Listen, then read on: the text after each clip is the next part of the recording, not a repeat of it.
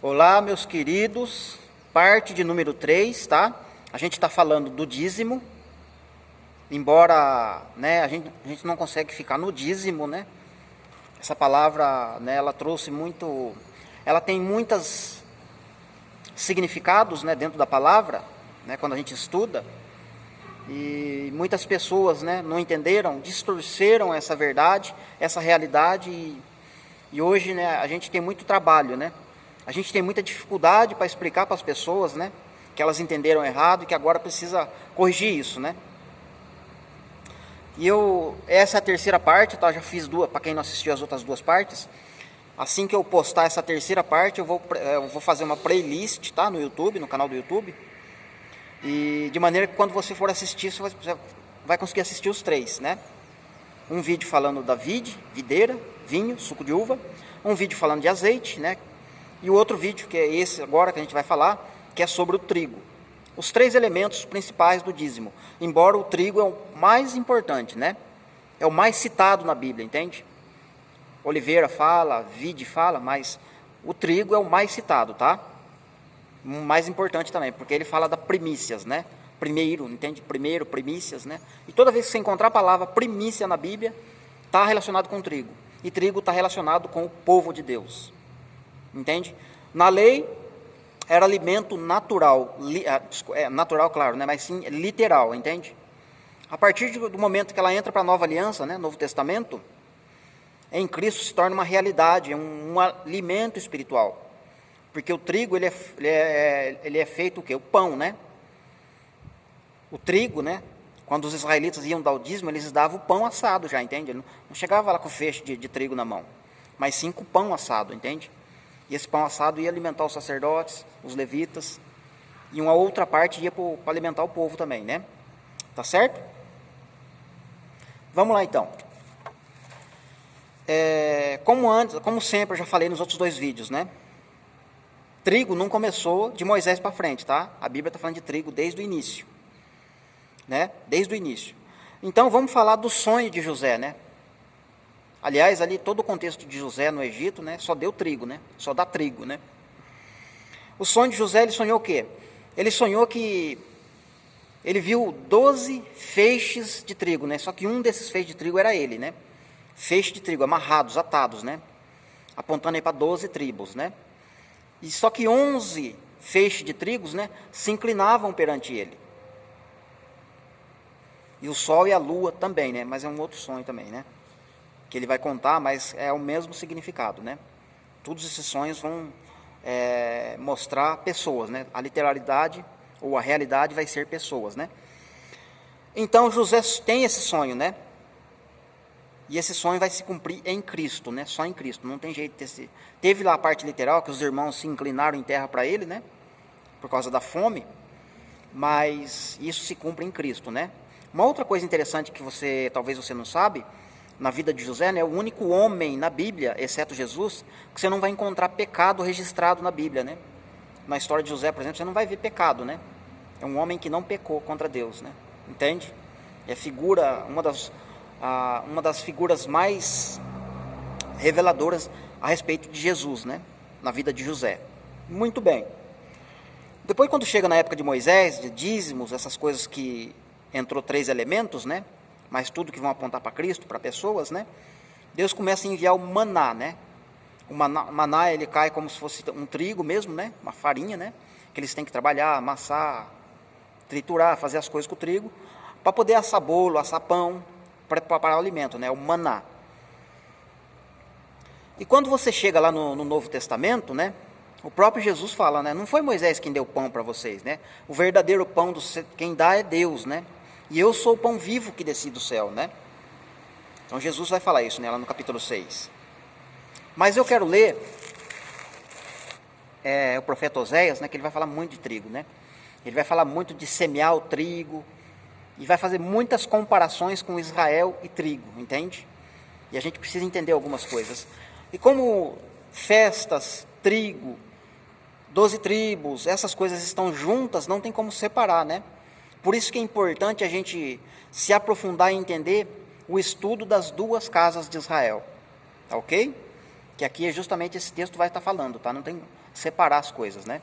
Falar só do trigo ou só de Israel sem mencionar as duas casas. Oséias capítulo 1, versículo de número 11. Eu vou ler o último verso, tá?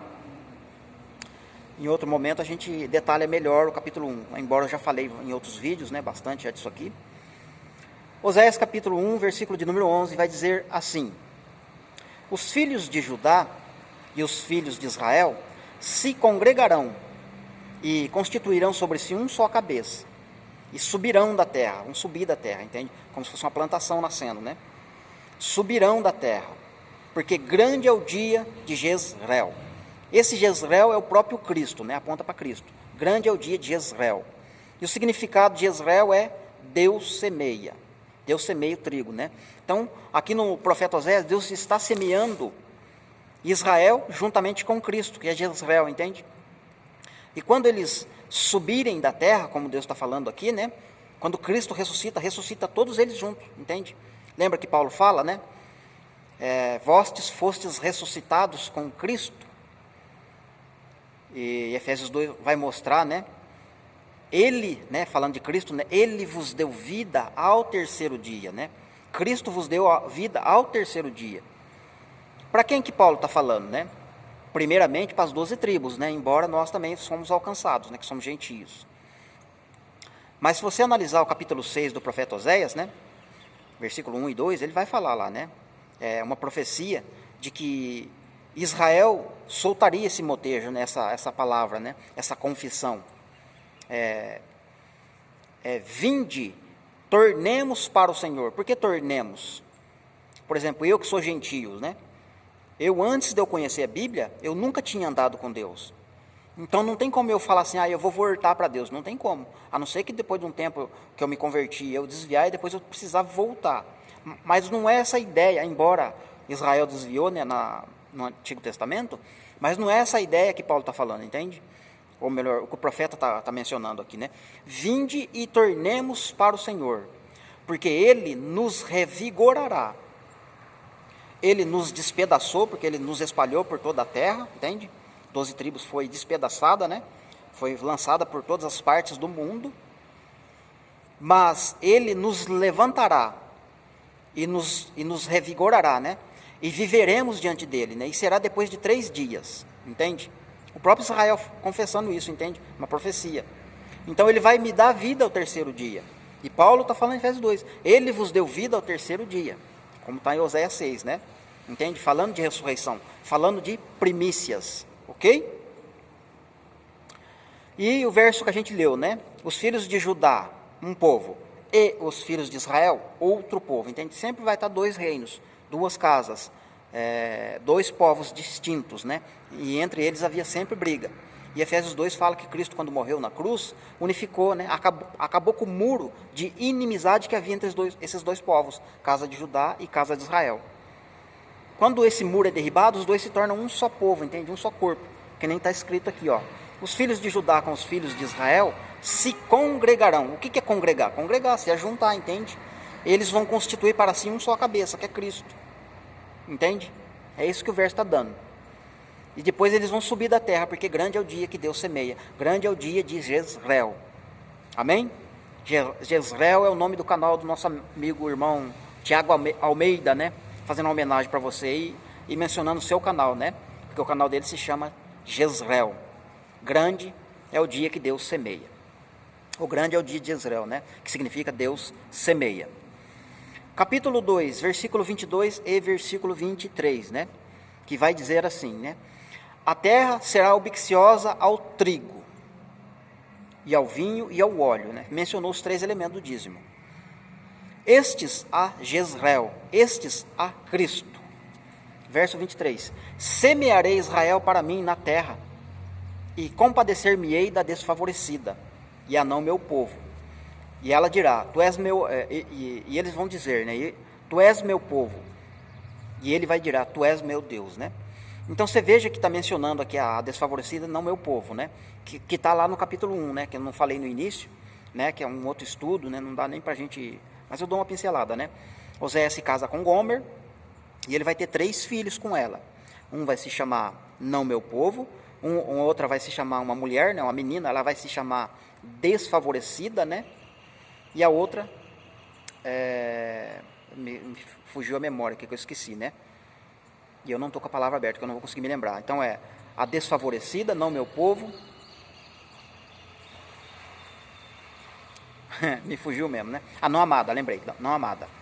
Não amada, não meu povo e desfavorecida. A não amada é porque ela não tem mais o amor de Deus, entende? Nela, né? Não amada. A desfavorecida é porque Deus está falando, você não vai ter mais o meu favor. Ele está falando com Israel 10 tribos, né? Casa de Israel 10 tribos. E a desfavorecida porque ela não vai alcançar mais favor da minha parte, né? E aí no início do capítulo ele também vai falar, só que eu vou me compadecer da casa de Judá, né? Vou me compadecer, vou permanecer com a casa de Judá conectado, porque da casa de Judá vai vir o Messias, e quando ele vier ele vai resgatar as 10 tribos. Aí Pedro vai falar lá em 2 Pedro capítulo 2, versículo 9, né? Vocês que não eram povo, vocês que não eram amados, vocês que não eram povo de Deus, agora sois nação santa, sacerdócio real, e por aí vai, entende? Então Pedro está mencionando esses 3 filhos de Oséias, assim como Isaías tem os 3 filhos dele lá, o Emanuel, rápido despojo, presa segura, enfim, é bastante coisa, e não dá para a gente entrar muito, né? Não é o foco do tema, embora não tem como mencionar, né? Então se pega lá os 3 filhos de Oséias com os 3 filhos de Isaías, eles vão cruzar esses filhos, entende? Vão apontar para Cristo e o povo de Deus no Novo Testamento. Tá ok? Vamos ver aqui agora o que a gente vai ler. Então, trigo é o pão que desce do céu, né? E engraçado que esse trigo ele foi moído, né? Ele precisa ser moído, assim como Cristo, né? Ele foi moído para nos dar vida, né? Para tirar o nosso pecado. Depois Jesus, né? O próprio Jesus vai falar da parábola do trigo e do joio, né? Você conhece a parábola, né? Que o trigo representa o povo de Deus e o joio representa o povo da besta, o povo do inimigo, né? O povo inimigo. E ambos, né, tá falando de pessoas, entende? Elemento do dízimo, mas apontando para pessoas, né? Então, o dízimo é pessoas, né? E não dinheiro. Vamos lá. O joio cresce junto, né? Veja que Jesus vai falar, né? Quando o anjo pergunta, como que a gente vai fazer? Quer que a gente arranque o joio? Não, deixa os dois crescer juntos, né? Na época da colheita, a gente arranca o que for joio, a gente joga no mato, joga no canto para ser pisado e queimado, e o trigo a gente recolhe e coloca no depósito, que são as pessoas, né? Então, o que precisa acontecer? Que Jesus respondeu, né? Então, a maldade, a iniquidade, a perversidade, os escândalos e tudo que é do mal, que aponta para o mal, para o pecado, vai crescer junto com o povo de Deus, entende? Só que o povo de Deus também vai atingir a sua plenitude, né? A plenitude dos gentios, né? Então ambos vão crescer juntos. Quando chegar a época da colheita, o trigo é colhido, coloca no depósito, e o joio é pisado, é queimado, é dado fim, tá certo? Paulo também vai falar em 1 Coríntios capítulo 15 de ressurreições, né? Tanto do povo de Deus quanto da ressurreição de Cristo. Cristo é as primícias. Depois nós, na sua vinda, né? Chamando nós, inclusive, de trigo também, entende? Depois a gente vai ver lá em Apocalipse 14, verso 15, eu vou ler, né? E o outro anjo saiu do templo, clamando com grande voz ao que está sentado na nuvem. Lança tua foice e faça a colheita, porque a seara já está madura. O anjo pegou a sua foice, desceu na terra e fez a colheita da seara. Né? Então essa seara que está sendo mencionada aqui no capítulo 14, verso 15, é o trigo, né? É o trigo, né? Um pouquinho mais, se você continuar lendo, vai entrar na videira falsa, né? Que vai lançar a foice, mas vai cortar o pé da videira, inclusive, né? Tá certo, meu querido? E depois, para finalizar, a gente tem o texto de Joel, capítulo 3, versículo 13, né? Lançai a foice, pois já está madura a seara.